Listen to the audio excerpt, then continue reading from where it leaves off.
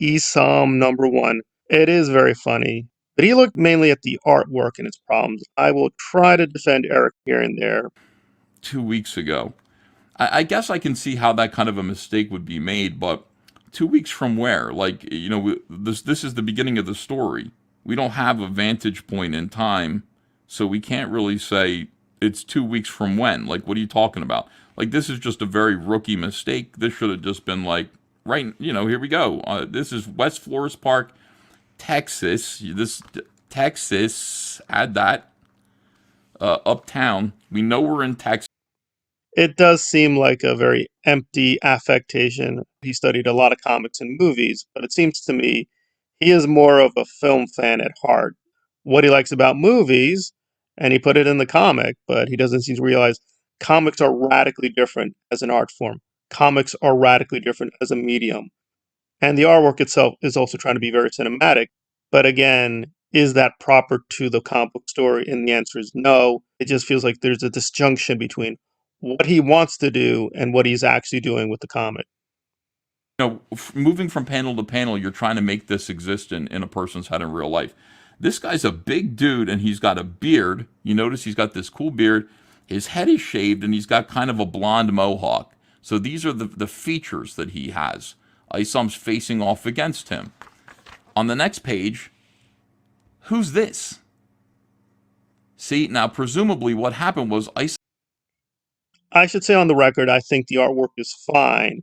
But when you do look into it more with a very, very critical eye, you will notice, yeah, the artist is not really drawing the comic. They're basically using a lot of computer assistance.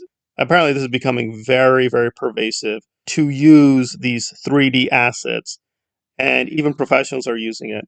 But it doesn't like it when they do it either. Some people have done it and done it very well.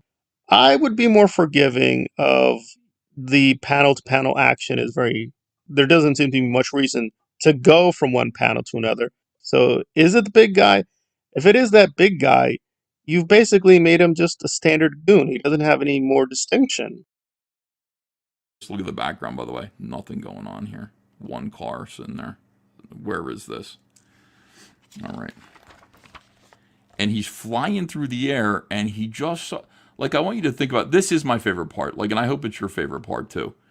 Throws him through the air, and he happens to collide with Yaira, who for. Ah, yes, Yara. So Yara literally, I guess, was flying downward. Yara downward, and they just collided. We did see Isom boxing at the very beginning, so I guess we have to take for granted he's a very trained fighter. Notice, by the way, with Isom, Eric Delay assumes we have to accept Isom as a trained fighter. But with Ray, or Carol Danvers, or the MCU, or the woke comics, if a woman or a male is too well trained.